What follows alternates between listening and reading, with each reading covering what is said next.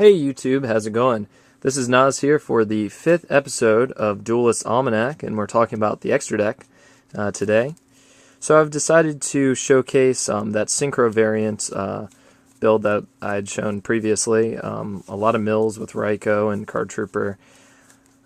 We still have the Thunder Kings in, but we took out the Tengu, so we're not going to be putting Dark Smorg in here anytime soon.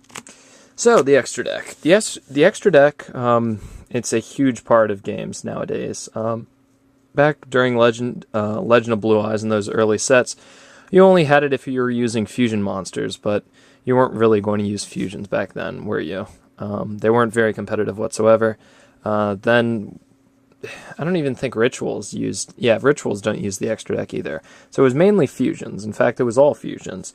Then Synchros came along and, completely revolutionized the game. And now we have Exceeds, but Exceeds, they're a little bit more moderate in their effects, so they're not throwing anyone for a tussle anymore. Even though the interesting thing about Exceeds is you don't need a tuner. While all of the Synchros, you do need a tuner to use their effects. And, of course, this is before Geminites start coming out in America, or at least the good ones like Obsidian. So, we haven't completely broken fusions yet, even though, E-Heroes do a good job. So, I'm using that, the Synchro deck I spoke about a few episodes ago. So I'm going to show you some formulas to making monsters and how it's very important that you drill these formulas to make them. Of course, the classic play with this deck is Junk Synchron, Revive, Spore or Glow Bulb, doesn't matter. But you get your 1-star tuner, special summon Doppel Warrior. You go 5 into Hyper Librarian. You have 2 tokens out because of Doppel Warrior's effect. Then you go Spore or Glow Up Bulb, it doesn't matter, or whatever the 1-star tuner is. So you can even revive an Effect Veiler. And then you go into Formula Synchron. Then you draw 2, once for Librarian's effect and once for Formula's effect. And now you have 8 stars on the field. So you can go into a level 8, level 7. You can use enemy controller, tribute this, grab something of your opponent's. You can leave this here, wait for your opponent to make a big push, then sync for Black Rose. Or you can immediately go for Arcanite and start blowing things up. I mean, there's many things you can do. So the most important part of an extra deck isn't the power level necessarily of the monsters in them. While yes, it's important to have good things like, Ally Justice Cataster and Trishula and powerful cards, the power isn't necessarily the biggest part of the extra deck. The biggest part of the extra deck is being able to use this power. It's a classic case of consistency versus just power, okay? There's a lot of level 5s in this version, and that's because not only do I go into level 5 quite frequently off of the junk plays and junk reviving Doppel, junk reviving Raiko, and then going into Frozen Fits. Also, all these level 5s, and you combine them with Formula, then we can start getting out Quasar. And Shooting Star to a lesser extent, but that's only if you have Stardust. The best thing to do is to have Stardust or Formula on the field. Your opponent plays Stardust, then you mind control them, or enemy controller, and then sync on their turn for Shooting Star. That's the best feeling in the world. But I digress. So you really want to have things that you can access, and not only do you want to have things that you can use that are usable, that don't have too many unique summoning conditions, like Arcanite, you need a Spellcaster, and Frozen Fits, you need a Dark Tuner and a Beast Tuner. I mean, the only real way to get out Frozen Fits is to use Junk and then special summon Raiko from Grave. I mean, I run 3 Raiko, so that isn't a problem. So that's the one way that I can get out Fitz. And Fitz is nice. He's 25-25, and he has the Ancient Gear effect. And if he's the only monster on my side of the field and is destroyed by battle, I can discard a card to revive him in defense mode. Not a bad guy at all. And of course, Arcanite, you need a Spellcaster, and he's level 7, so you can get him off of the Formula and Librarian play, or you can get him with an Effect Veiler and a Chaos Sorcerer, something of that nature. He's cool. You special summon him, defense mode, pop 2 cards, and then your opponent, or your monsters are now free to attack. So I like him. I don't do a lot of exceeding with this deck. I mean, my levels are pretty much all over the place. Junk Synchron's just going to revive something that's level 2, and I can't use tokens to exceed, so it doesn't really help me that much to use exceeds.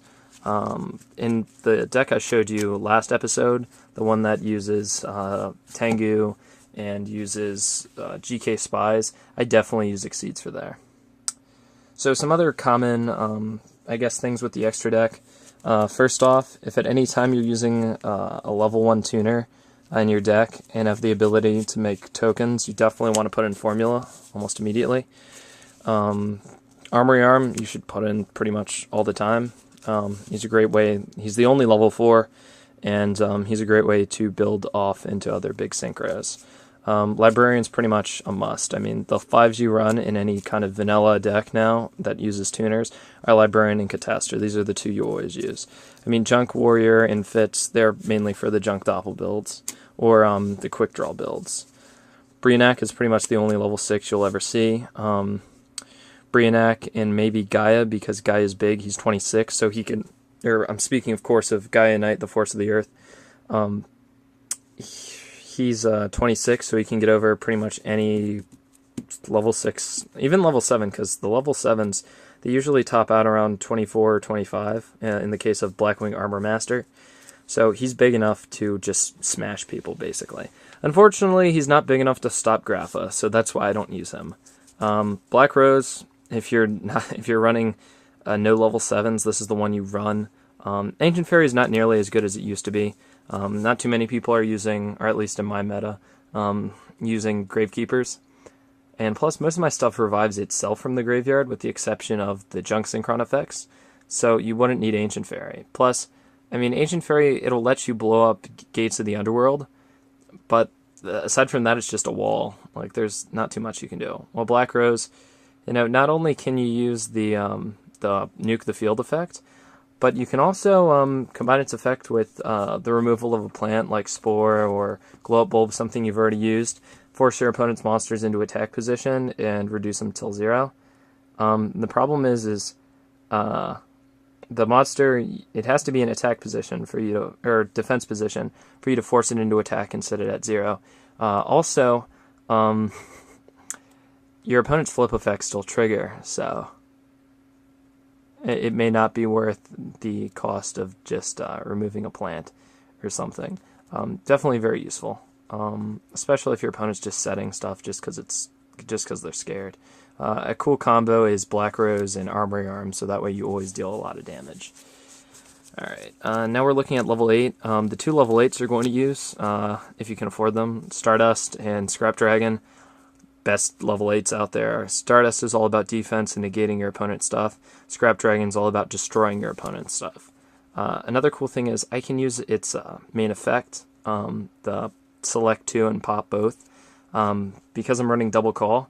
So I can call a tuner or a synchro material and then sync with them. Call stays on the field. The connection's just severed, and then I go into scrap, and then I basically get a free destruction because I destroy call and destroy somebody else's monster. Since I'm running a lot of warriors, I decided to put the Colossal Fighter back in. Again, he's awesome. He's the Incredible Hulk. 28 attack, takes a lick and keeps on ticking. As long as your opponent doesn't destroy it by an effect, he just stays in there. I mean, you can park him in defense mode. Unfortunately, the Colossal Arms OTK doesn't work because they changed, when they reprinted Armory Arm, they changed the wording. So you're going to need 2 copies of Colossal Fighter, 1 in grave and 1 on the field. But other than that, I mean, he's great. He can become huge. I use plenty of warriors, like the Doppel Warriors and the Junk Synchrons and my Synchro monsters. So he's usually pretty big, usually around 31, 100 attack, and he's also great against E-Hero decks, great against 6 Samurai. He's a great guy, I like him. So that's the secondary level 8 I'd say you'd use, because warriors are very prevalent nowadays, and pretty much the single level 9 you use is Trish. I've been in situations where I've had the capability to go for 2 level 9s, but Like, that's a little excessive. I mean, before there was Trish, there was Mistworm, and I actually have a Mistworm, but Trish, it's a frozen Mecha King Ghidorah looking guy. He's just the best one right now. And I can't wait for Verza Ouroboros to come out, who's like the evil version of Trish, so I can use it with my gadgets. So the standard stuff you're going to use is pretty much Armory Arm, Librarian, Cataster, Brio, Stardust, Scrap, Black Rose, maybe Colossal, and Trish. But these are definitely the guys you're going to use. And of course I use Shooting Star and Quasar because that's the big, huge game-ending play that my deck does.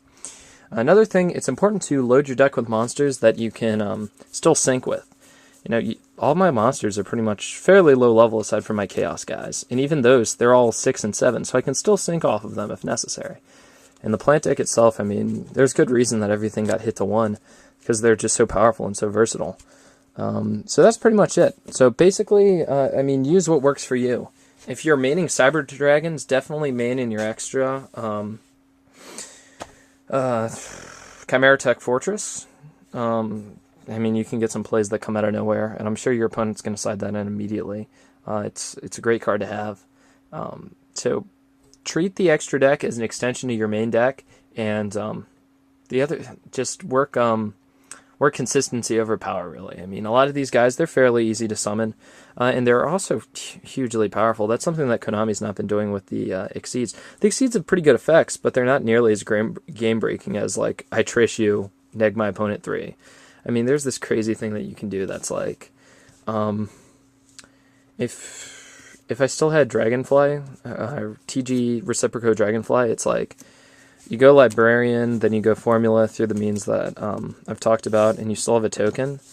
Then you, like, use Glow Up Bulb, mill for Glow Up Bulb, sync again, draw again. So you've drawn 3 cards at this point, and now you have 4 levels on the field with the Dragonfly, which is level 2. So then you trick your opponent. So that's a net gain of 6, or a net change of 6, because your opponent's being neg 3 and you're, like, drawing 3. It's crazy. So that's pretty much it for this episode of Duelist Almanac. So thanks for watching. Be sure to tune in tomorrow. I'm going to be talking about side deck strategy and how to side deck effectively. So until then, guys, I'll see ya. Peace.